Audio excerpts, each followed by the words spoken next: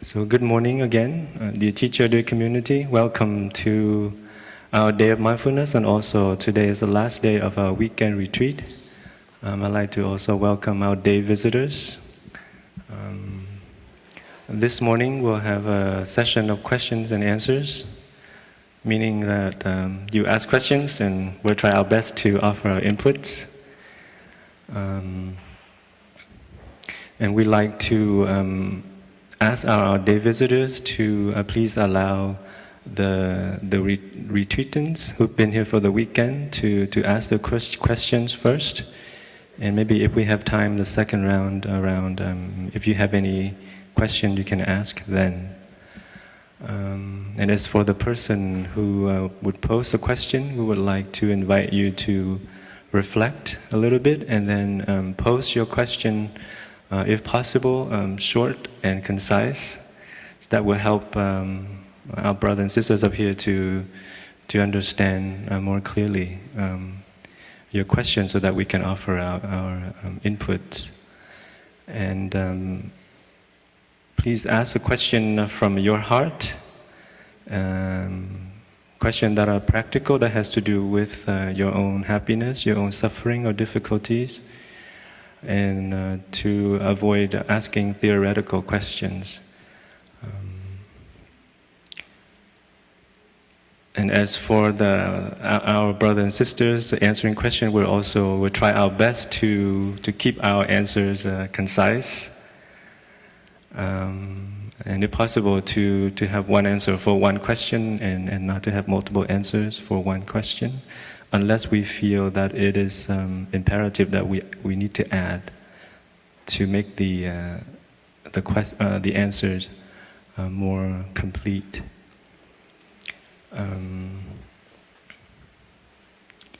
Before we ask the questions, I would like to take just a moment to briefly introduce the panelists up here.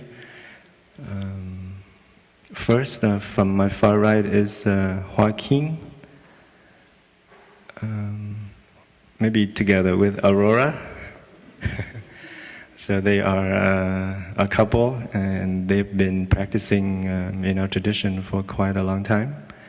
They're medical doctors from, currently they live in Connecticut. They're very active in building Sangha, especially the Wake Up Sangha in New York City and also in Mexico. And they're actually part of the organizing team for this weekend's retreat. And we're very happy to have them up here with us. And next to Aurora is Sister Tam Muoi, Sister Samadhi. She's a resident here at Blue Cliff. She's originally from England, but lived many years in France also. And she's been a long time practitioner before she ordained. And next to me is Sister Quynh.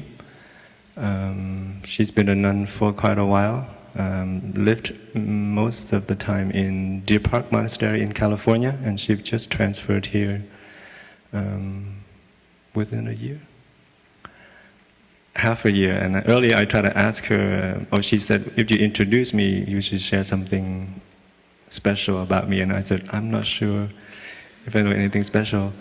So I came up with maybe she likes chili pepper.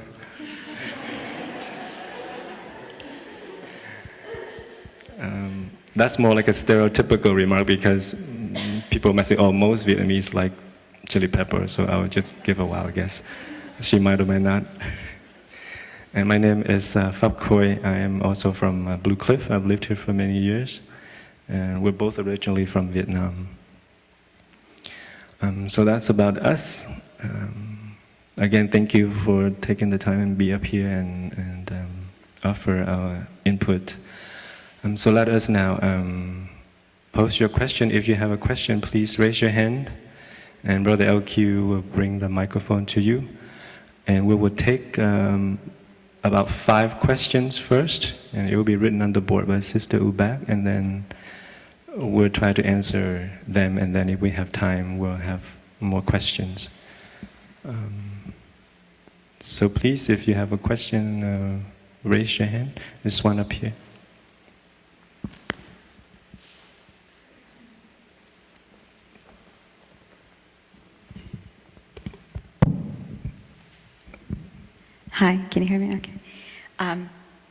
So I have a question to the doctors on stage. I really wanted to go to your workshop yesterday, but I didn't make it, and here you are. Okay. So I've tried doing just vegan before. I've tried it 20 years ago when I had my son, and now I wanted to try again. So I've always had a difficulty because my nails start to peel. I don't know what I'm doing, and it seems like I look for answers, but I can't seem to find a balance. So for people who are looking to balance and try doing, vegan, what is your advice? I guess more concise is, how do you deal with what I perceive to be I'm missing something besides doing supplement in a produced form, like, on the can, in the jar?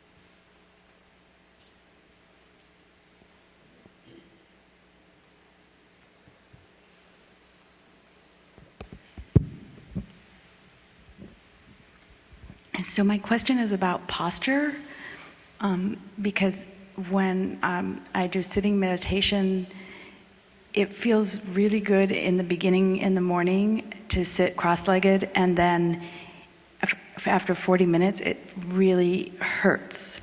So all I can think about is pain while I'm doing it, is because it hurts so much. So my question is that just part of the process, or should I change how I'm sitting, and how do I know when to do that? Thank you.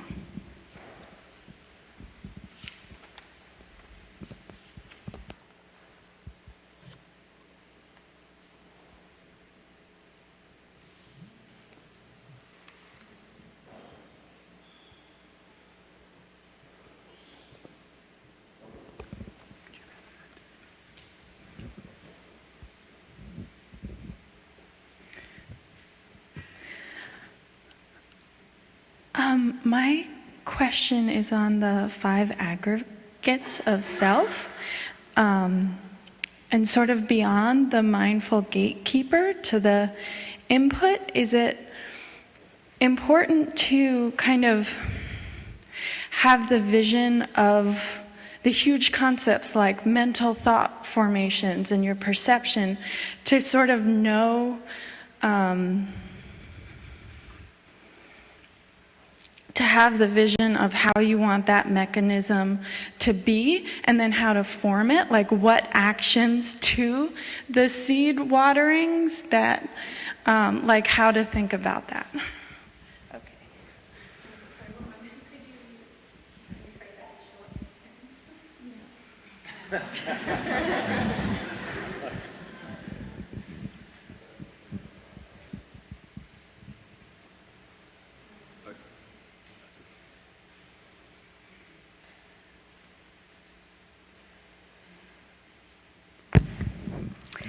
So we're talking about the 5 aggregates, yeah. And it's about, as I understand what you said, that it's as we notice different things coming up, what is the practice if we actually want things to go in a certain way?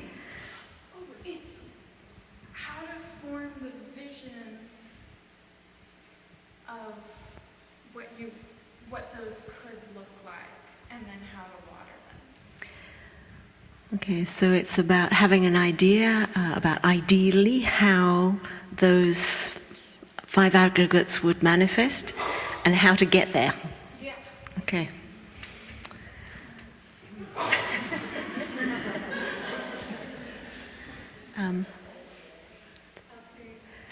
well, how to achieve one's ideal idea of the 5 aggregates, maybe. Is that it?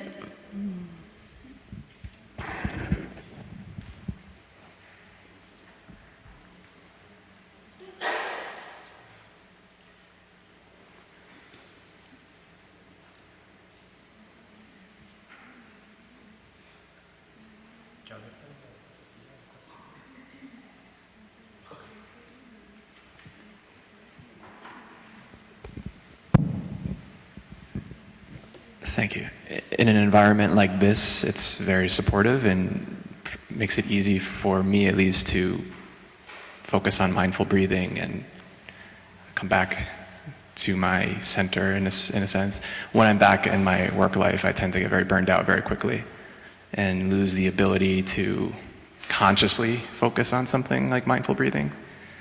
So do you have a tip or maybe the easiest way to get a little handhold on that wall of mindfulness when I'm back in the thick of my stressful, difficult, intellectualized career?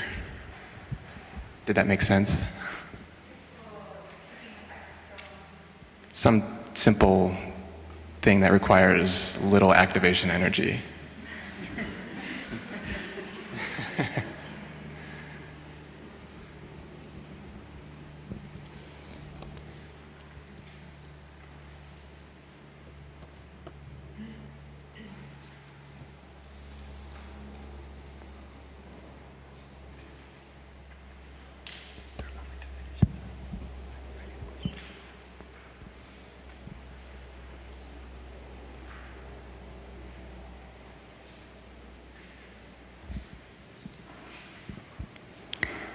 Dear Thai-Do Sangha, my question is about, we were talking yesterday about the input that we were receiving all the time, and we were able to control some of the negative input that we experience in our life. We can choose what we welcome in. But sometimes with family members, as much as we can understand where they are coming from, and our compassion can lessen the blow of negative input, I struggle to understand how to create healthy boundaries that are both welcoming for the other person, but keep me in a safe mental space. And I was wondering if you could speak on that. Thank you.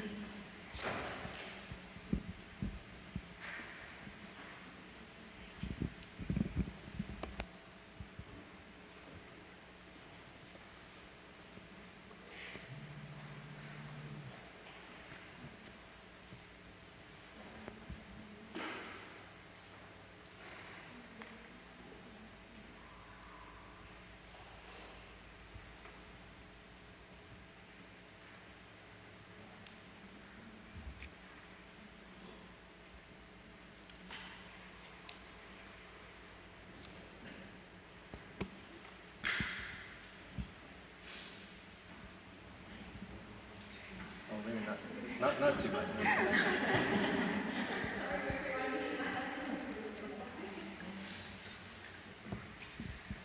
So, thank you very much for your questions. Let us enjoy one sound of the bell. We come back to our in-breath and our breath.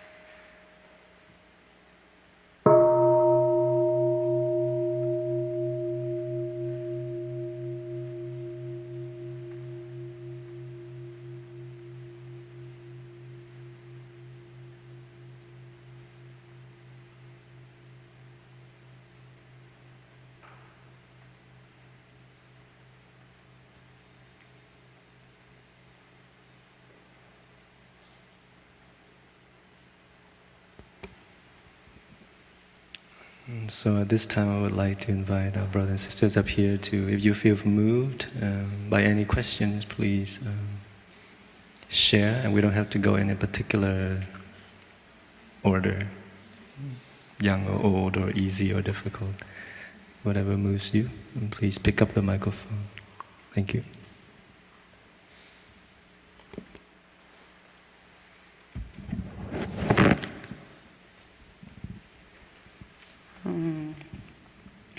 thank you, dear Sangha, for being here. I would like to share a little bit about my practice of how do I come back after being here at Blue Cliff and how do I apply the practice in my work.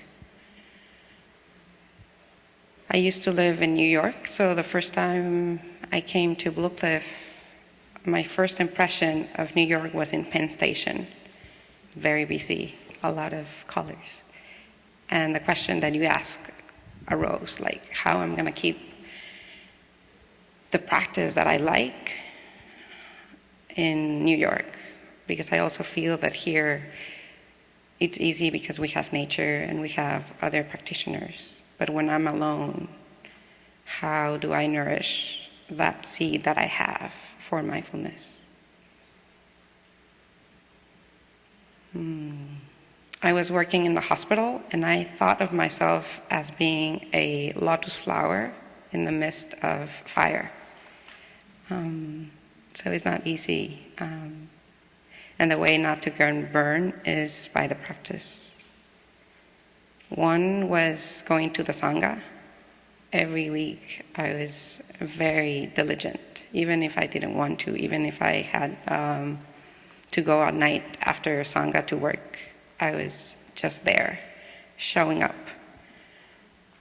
And it really helped me to then develop different skills. So I encourage you to find different skills that you find that works for you, and they're going to change also. For one instance, I have a little gata in front of my desk that says, be free where you are. So whenever I've seen patients and I come to see that, I remind myself, yes, I'm free. So it's just I don't have to do any effort. I just have to look at it. So that's one thing. Another thing that I don't practice anymore, but I used to practice, is every time I get home, instead of quickly open the door and just getting in, I stopped and just take a little breath, like one or two, like, yes, I have arrived. And then open the door of my home.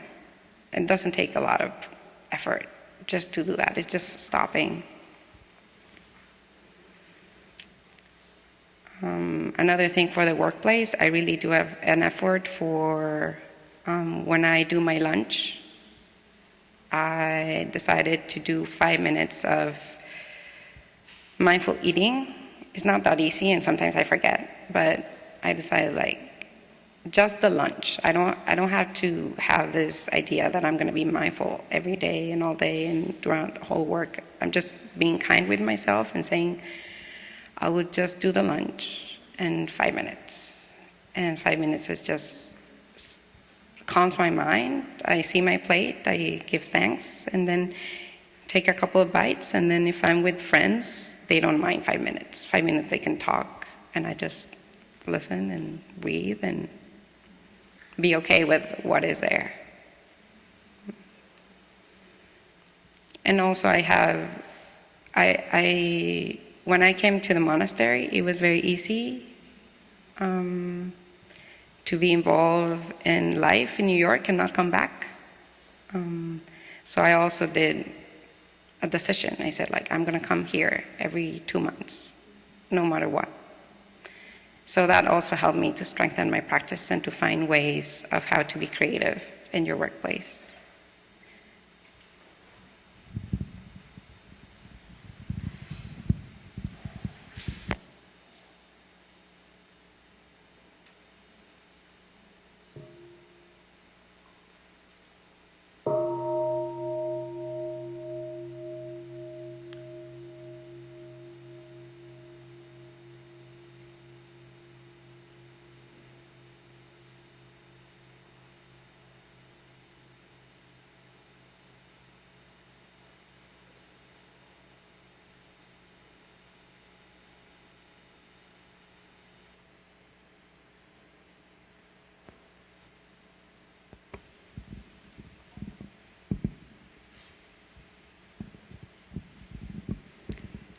Dear respected teacher, dear brothers and sisters, dear friends,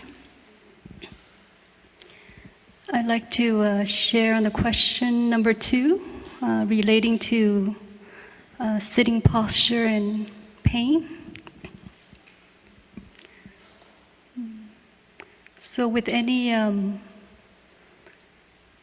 sitting meditation, it's important that we keep our posture. It's important to find a correct posture, because having a correct posture will allow one to sit comfortably and also to sit solidly for a very long time. So I think it's very important to find a posture that is correct and also right for you. And perhaps, it's different for each person. Regardless if you're sitting on a cushion, on a chair or a bench, it's always important to remember to keep your back upright with your spinal column straight, and to keep the shoulders and also the back relaxed and also the head straight. But when we're doing sitting meditation, it's also important to remember not to be too ambitious. Sometimes we set a goal that's not so,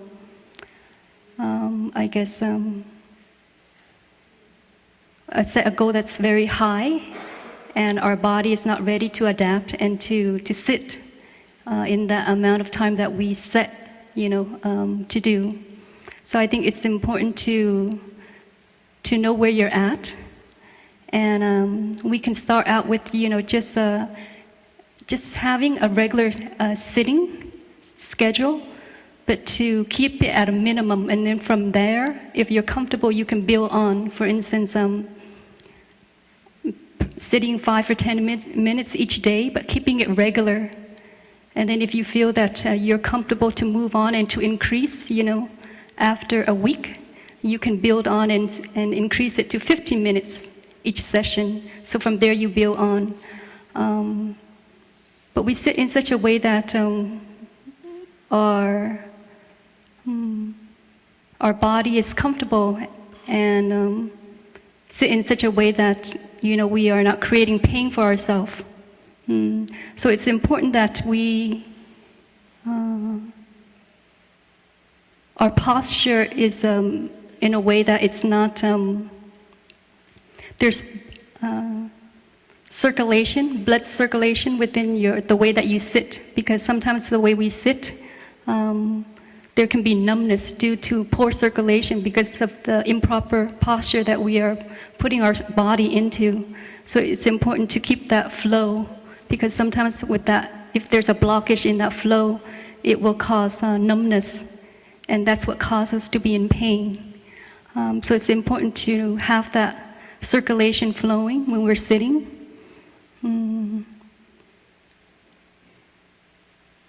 But I think here at the monastery, sometimes we are okay to move and to change our posture while sitting to allow us to sit longer. So, anytime while sitting, you're able to change your posture so that you can sit without pain during that session. But I think it's important to find some time to find a posture that is right for your body, because each body is different, and we just have to know what's best for our body. For instance, sometimes when you're sitting on a cushion, the height of the cushion can make a very big difference too while we're sitting. It depends on our height. Sometimes a lower cushion might work for us, or a higher cushion, so you just have to experiment it and see what works for your body. But it's important to try it out, and also to have a regular sitting if you enjoy sitting, if you enjoy that practice, and to increase it, slowly as your body allows you to. I'd just like to share that. Thank you.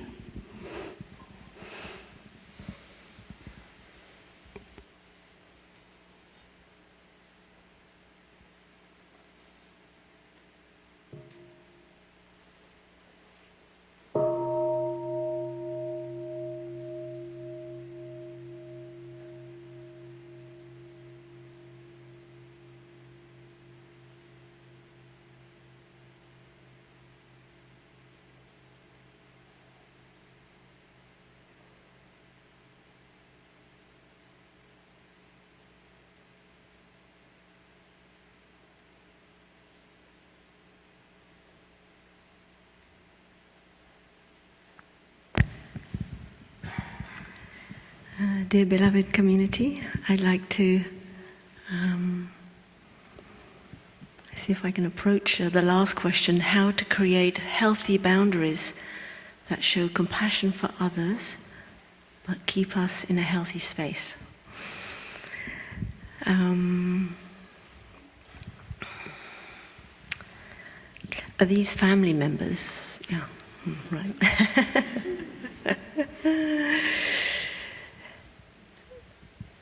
So, for my own practice, something for many years that I was always forget about, but because I forgot about it so often, I realize how important it is, and now I try not to forget, is having compassion for myself first.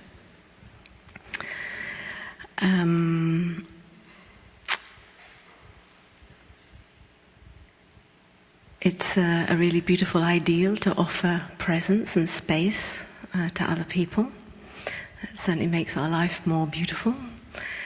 But to have that space, we need to have created that space inside, and that's where the practice is very helpful. I'm kind of looking back to when I go and spend, I do home visits with my parents, and I go and share a house with my parents. That's quite challenging. They're quite elderly, and so they're quite needy now. So the way that I spend time there is I really make sure that I have that space for myself. So the things that I like to do are, I really like sitting meditation. It's a practice that I find very, very nourishing. It might not be everyone's cup of tea. It's really important to find the practice that nourishes you the most. That might be walking meditation outside or sitting. But for me, it's sitting. And so I've developed over the years a regular practice. And for me, that really helps me to digest what's going on all around, to be aware of the emotions and the difficulties that arise every day, that I can take care of them as they come up, and that I can take care of myself, to give myself that compassion, and to be aware, to name when there is tension, when there's irritation, anger, that I can name that, and I know it's there, and as our teacher says, that I hold it in my arms, and I, like a crying baby, and say, hello, my anger, I know you're there, and I'm going to take care of you. So that really helps keep me solid and gives me space. When I spend time visiting my parents, I generally go for a walk before breakfast as well. So I love to be in contact with nature. I know that when I spend time with my parents, I'm going to be in a very confined space all day long. So it's important for me to nourish myself, and I think for everyone we can find different ways that nourish us. We can make a list of all those things that nourish us and make sure that we're doing enough of them. So for me, one of them is walking outside and being in touch with nature. So I go and do that before breakfast, and exercise of any sort is really important, as I'm sure you've heard during this health retreat. It's really important for body and mind to keep us fresh, to keep us healthy, and to be in touch with the bigger picture, to feel nourished. And so, that first step, taking care of myself, and then when I'm in contact with the people who are maybe pushing my buttons, of course that's good to have our buttons pushed. In a talk from Thai the other day, he said something that's really went straight to my heart. He said the best teacher we can ever have on our spiritual path, better than any individual, is the Sangha. And of course that can mean your family, that can mean your work colleagues or whatever. Because those are the people who are going to press our buttons at all times of the day. And we're just going to have to practice whether we like it or not. So I think being prepared for that is helpful. Something else I find helpful, it sounds rather strange, but it helps me, is to tell myself that these people are never going to change. I imagine what it's going to be like if these people around me are never, ever going to change. This is how it's going to be for always. And somehow that makes me feel better, because I let go of any expectation of trying to change the other person. I think that's important, because when we try and change the other person, I've been on the receiving end of that, and I know what it feels like. I'm sure many of you have.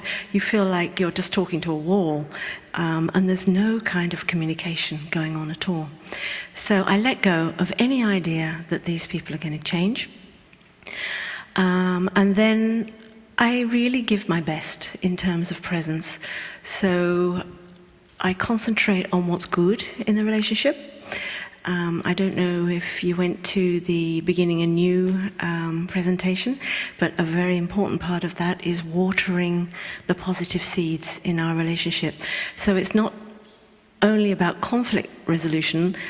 What can help is actually not wait until the conflict's there, but what can we do as preventative medicine in our relationship? So that's really being aware of the positive things that exist in our relationship. And I think any relationship, there will be some positive things, even if you have to meditate for quite a while and really search hard and be very creative. I'm sure you can find something. And then to take the time to speak out loud, and on a regular basis to the people that you share your life with, to tell them what you appreciate about them. And that can change the dynamic, change the atmosphere. I just thought of another thing Tai once said that I think is a very pertinent comment. You ask about how to create those healthy boundaries. I hear that you're wanting to protect yourself. What Tai says, our best protection is compassion. So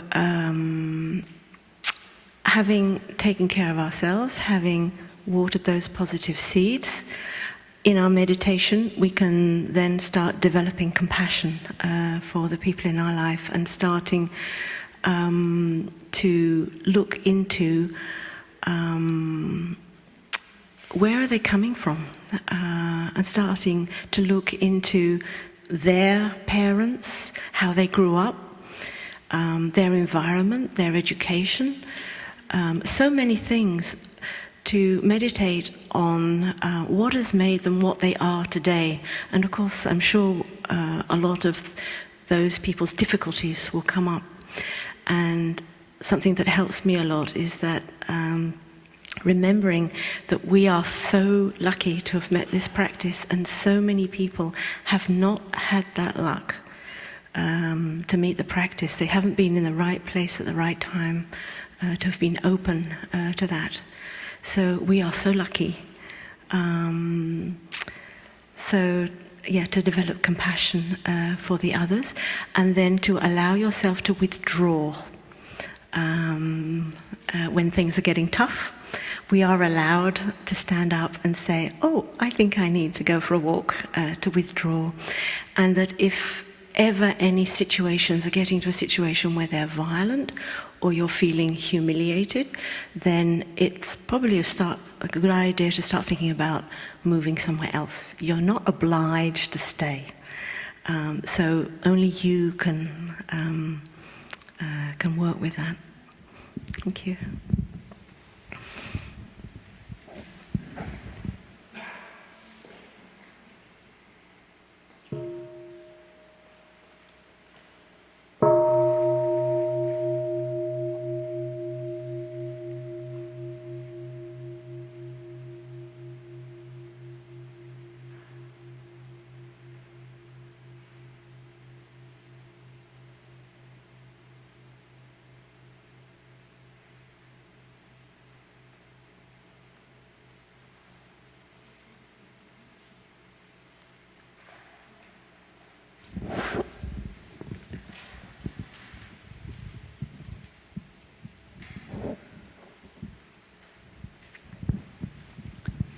dear Sangha. I would like to answer the first question, how to eat a balanced vegan diet. So the quick answer would be whole foods that come from plants or mushrooms have everything we need. And the more whole they have more elements to help us. So if you take an apple and you make it apple juice, then you lose some of the good healthy things from that apple. The same is with olives. They're healthier than olive oil, or avocados than avocado oil, or banana from banana juice. I don't know that that exists, but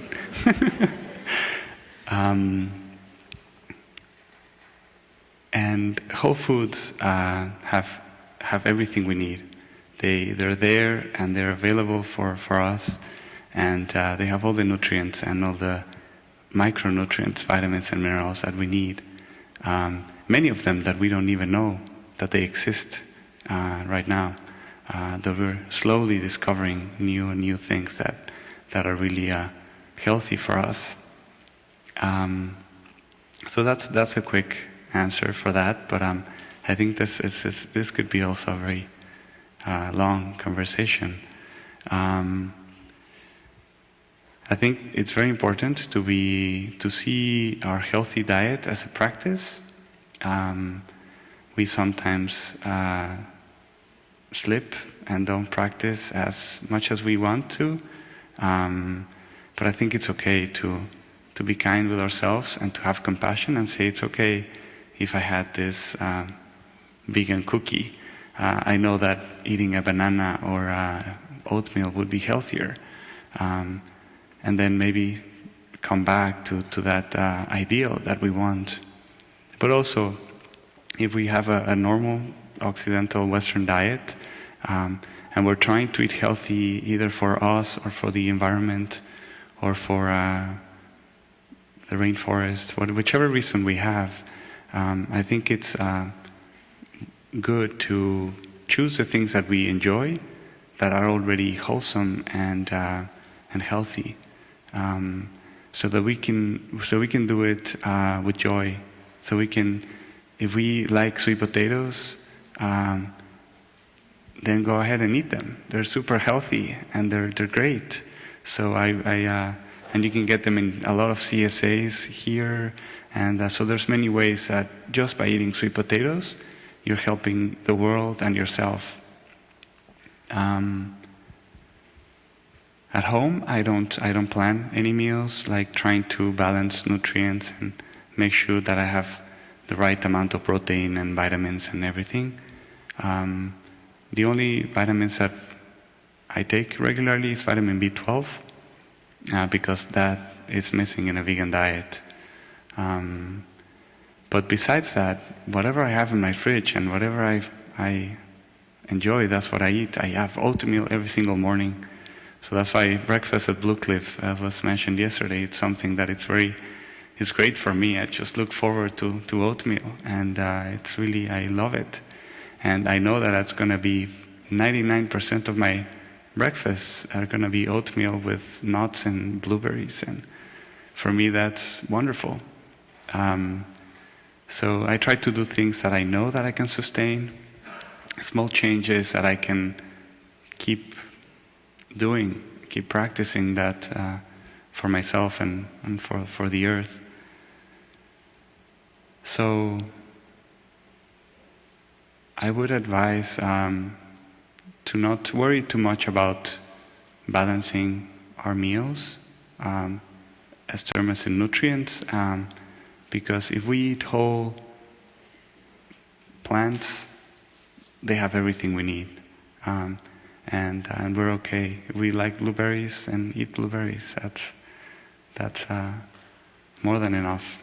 And small steps are good, but also if someone wants to do a complete change and just try vegan diet, I think that's fine too. So I think whatever works for us and to nourish our joy and well-being, I think that would be the right answer.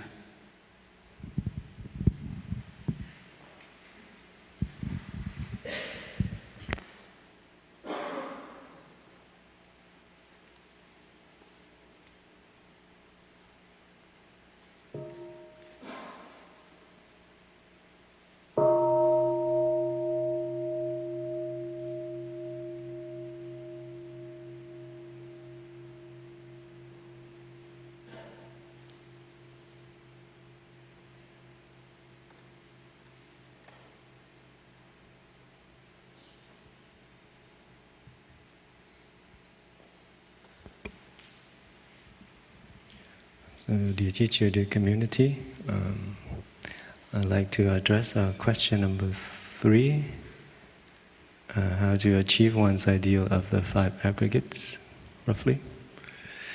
I'll try my best to offer input. I hope I understand your question correctly. If not, forgive me. But just briefly, for those of us who are not familiar with what the 5 aggregates are, in the Buddhist teaching, the human person is described as being composed of 5 elements, 5 aggregates, namely the physical form, feelings, perceptions, mental formations, and consciousness. Right? That's what we learned this weekend. And they are described as ever-changing, impermanent, and there's an analogy that there are like 5 currents of water in a river, flowing, mixing together, and a river is constantly changing. It's constantly is different every moment, and the same is with each one of us. And to meditate is to, like someone sitting at the bank of the river, observing the flow and the movements of the various currents in the river, and not being swept away by them.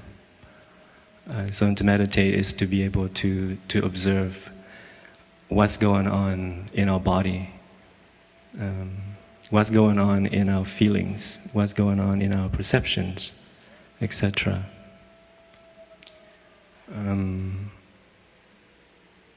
For example, I'd like to invite all of you to right now to observe the element, the aggregate that is your body. You can close your eyes for a moment and observe what's going on inside. We're sitting. Is there pain? Is there contentment? Is there any aches anywhere in the body? If there is, we send our attention, our loving attention to that area, and to help to ease the tension there. If there is pain in the leg, we can gently change our posture, for example, to ease that pain. Or if we want to challenge ourselves, just be with that pain. Because pain is also impermanent. It comes and it will go. At this moment, what's happening in our mind? What is a feeling that we're experiencing? Or maybe we're not experiencing any feelings at all. We're just calm. Maybe we're experiencing calm. Or maybe there's a feeling of hunger. So meditating, being mindful is being aware of what's happening. And first is to feel acceptance, to be accepting. And then from that foundation, if we need to adjust or change, and we can act on that. Maybe we're having a perception of someone at our workplace, for example. Observe that, and then just let that go. I don't think there's an ideal to achieve, but the practice invites us to constantly to come back and to reflect and to observe and find a balance. When these 5 aggregates are in balance, that's where we experience peace and calmness. We experience contentment. And of course they're not like that all the time because, again, they're impermanent, so there's ups and downs. but the practice is also allows us to accept these ups and downs and to be skillful and creative in learning to balance them. There is a sutra called the Four Establishments of Mindfulness, or the Four Foundations of Mindfulness. And in there, the Buddha teaches us how to take care of our five aggregates in detail. There were plenty of examples. And our teacher has also written commentaries on this sutra. And if you have time and if you have an interest, I would like to invite you to study them and see how you can apply them in your own daily lives. I hope that helps. Thank you.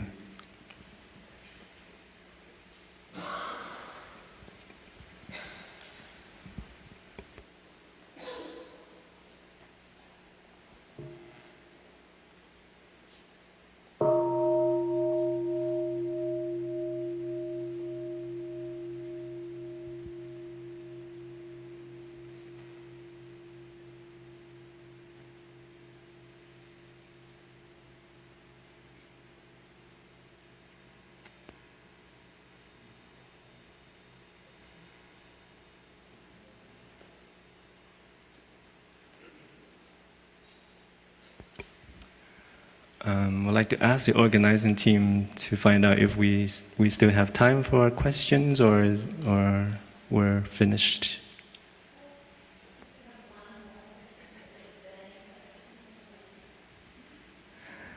Thank you. Looks like we have time for one more question, maybe two we can squeeze in. I think we have to stop by 11:15, right? Yeah. And so if you have a question that is burning, if you don't ask today, you won't feel content. And then please ask, and we'll try our best to share our input. So we'll allow a few moments. If those of you have a question, please raise your hand. Dear Sangha, thank you for sharing your practice and listening. My question is, when being mindful with others, we sometimes encounter situations where there is a negative reaction to our mindful reaction. For example, a sibling or a coworker might intentionally say something nasty, even as a joke, and you react in a way that is compassionate and says, I'm being mindful and I'm gatekeeping and I'm knowing where that formation is coming from inside of you, and I'm not getting angry about it. But sometimes people's reaction to that are, oh, that's so stupid, or, don't give me this Buddhist crap, or whatever. People say dumb things. So my question is, I think one of the best feelings anyone can ever have is laughing. How can we use humor in and alongside mindfulness? That's my question.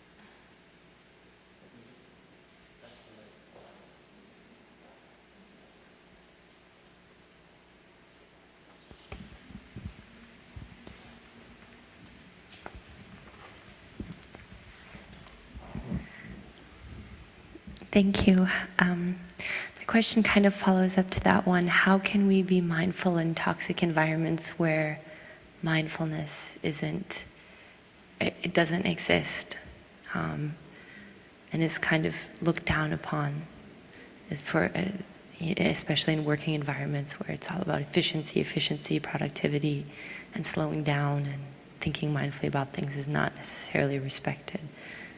Thank you.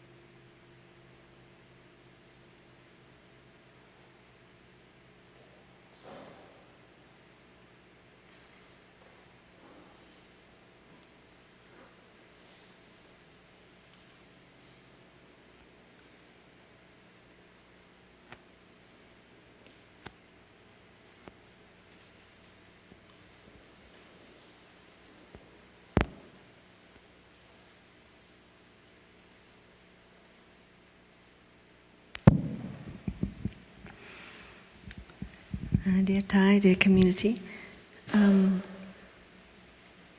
The second question speaks to me. I practiced as a layperson quite a long time before I became a monastic. So I was practicing kind of out in the world. And I think the first thing that comes to me is, why would anyone know that you were practicing mindfulness? I don't think we have to have like a big badge or say, I am practicing, I am being mindful. For me, the practice is about being ourselves, being deeply ourselves, our true person. And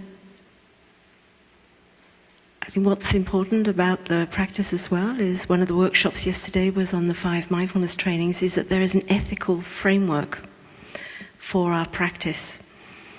And I think with the help of the 5 mindfulness trainings, which is basically we don't kill, we have reverence for life, that we don't steal and we are generous, that we don't use sexual misconduct, that we don't lie, that we are very mindful of our speech and not hurting people with our speech, and that we develop deep listening as well, and that also we are very mindful about our consuming. I think if we bring all those 5 trainings into our life, of course they really are trainings, we won't always succeed, that gives us a direction in our life, so that even when we're in toxic environments, we have a very strong path and a direction. So we know where we are not going to go. We are going to stay on that path. And then all of the practice helps us in our relationships with other people. But I think, as I said earlier, if the environment is so toxic and so harmful, I think sometimes we do have to consider leaving the environment. We have to know our boundaries, our limits, and a sangha will help a lot, having a contact with other practitioners, so that we don't fall into feeling that everybody is toxic, so that if we are spending time in a very challenging environment, we are also spending time in an environment where we share the same values as other people, so that we can, we feel stronger, because it's not easy to go in that direction if everyone else is going in that direction. So we need a lot of support.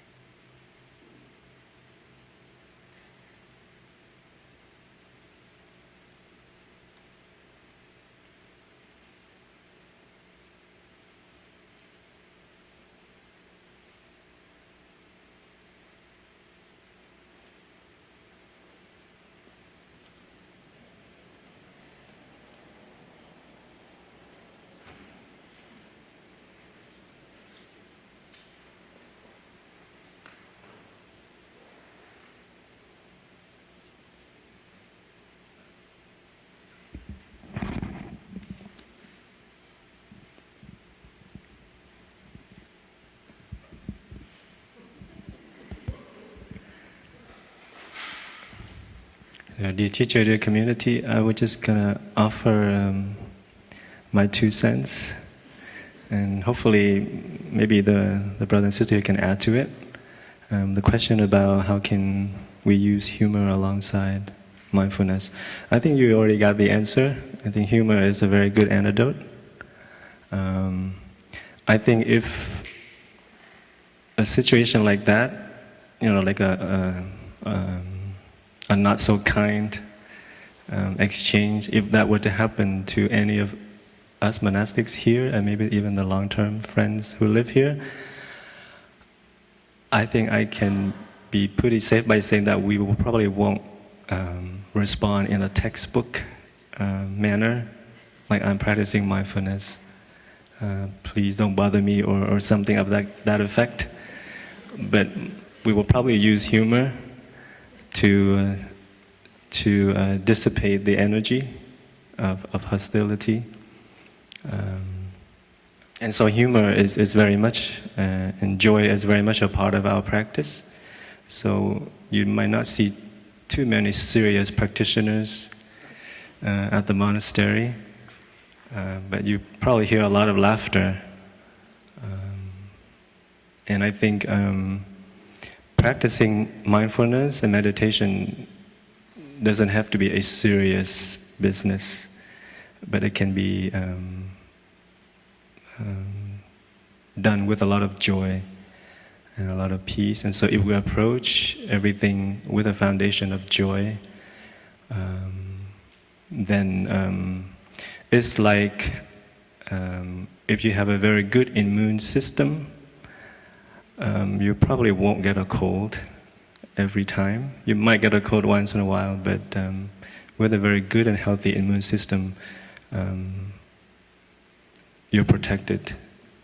And for me, the same with having joy and happiness in the practice. They are your protection. So that's my 2 cents. I hope the brothers and sisters can add to that. Thank you.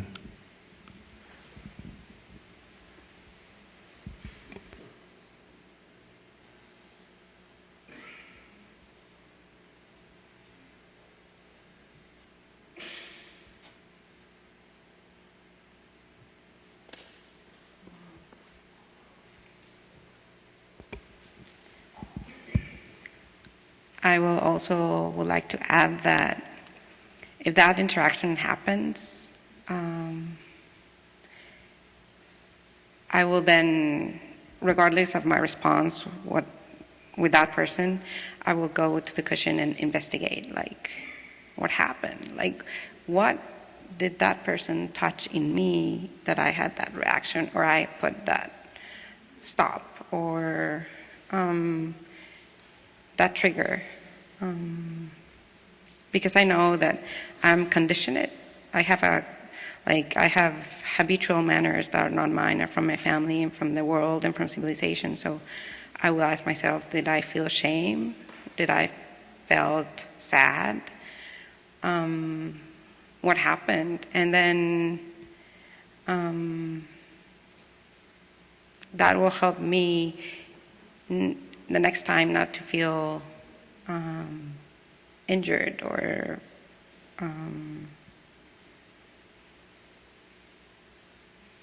sad again, like to learn about the experience. So I think those people that are out there are suffering very much.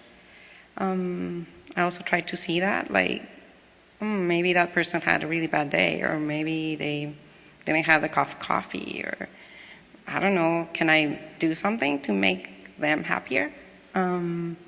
Instead of defending, or instead saying like, well, this is my way, or like, I'm trying to do this and you're wrong because you're not mindful. Instead of doing that separation, saying like, oh, how can I help? Or like, gee, looks like you're having a bad time. Do you want coffee? Like, do you want to go snack? Or like something that is open, because I feel everyone wants connection and everyone wants happiness.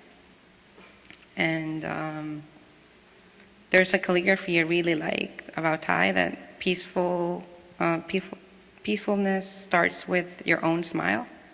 So just smiling. I mean, they cannot say no to a smile. Maybe they'll get angry and then you'll laugh or something, but smiling is everywhere you go, even Africa or Brazil, that I don't speak Portuguese or something. If I smile, everyone's okay. So that's a practice.